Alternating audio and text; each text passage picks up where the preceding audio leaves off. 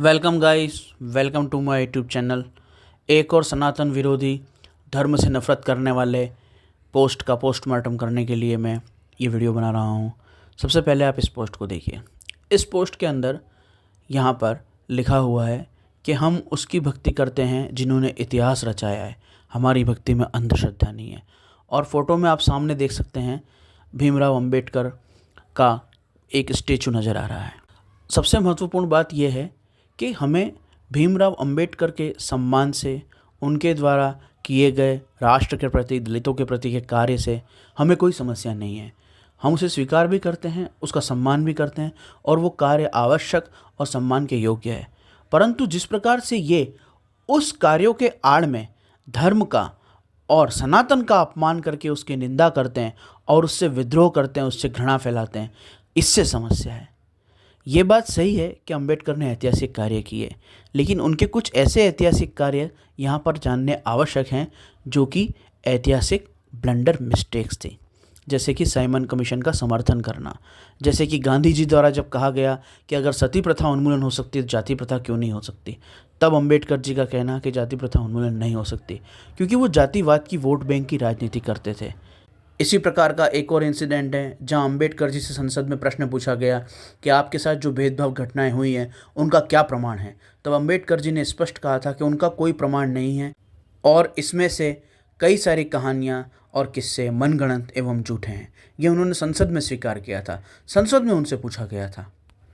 उससे भी महत्वपूर्ण तथ्य ये है कि जब हमारे यहाँ पर क्रांतिकारी सीने पे गोलियाँ खा रहे थे, फांसी पर लटकाए जा रहे थे, तब अंबेडकर जी शिकागो और अमेरिका के अंदर अंग्रेज़ सरकार की और यूरोपीय संस्कृति की प्रशंसा करते हुए, ब्रिटिश सरकार के हर अच्छे बुरे कार्य का समर्थन करते हुए, भारत की और भारतीय परंपराओं की निंदा करते हुए वहाँ पर अपनी पढ़ाई कर रहे थे, अच्छे से अच्छी जगह रह रहे थे जहाँ उन्हें एसी, हीटर, शानदार घर सब कुछ उपलब्ध था, क्योंकि वो अंग्रेज़ सरकार के विरोधी नहीं थे।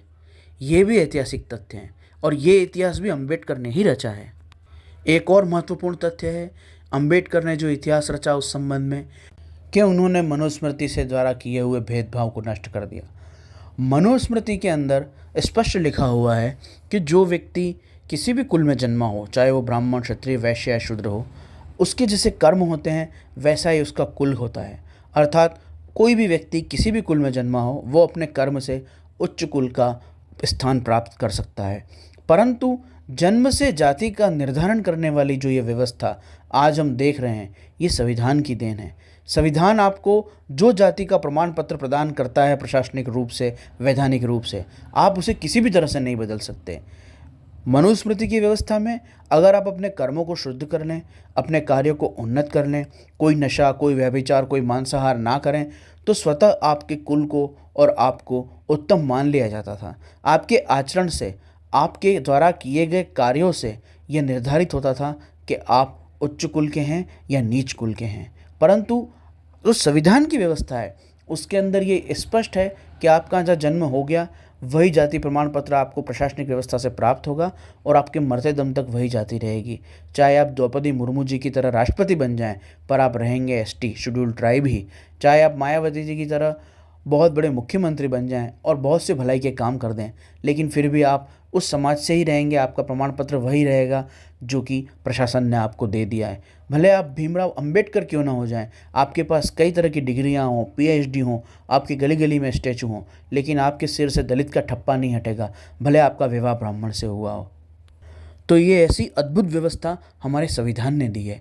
जन्म के आधार पर जाति तय हो जाना, उसको किसी भी प्रकार से बदलने की कोई संभावना न होना, जन्म के आधार पर जाति तय करने के बाद उसी के आधार पर आरक्षण, विभिन्न प्रकार की पदोन्नति, वेतन, परीक्षा के शुल्क के अलावा एडमिशन, विभिन्न बड़े बड़े संस्थानों के अंदर भर्ती होने के लिए, प्रवेश प्राप्त करने के लिए आरक्षण, ये सभी कुछ जो भेदभावपूर्ण व्यवस्था प्रशासनिक, सरकारी और वैधानिक रूप से चल रही है, ये संविधान की देन है और ये भी अंबेडकर जी द्वारा किया गया महान ऐतिहासिक कार्य है।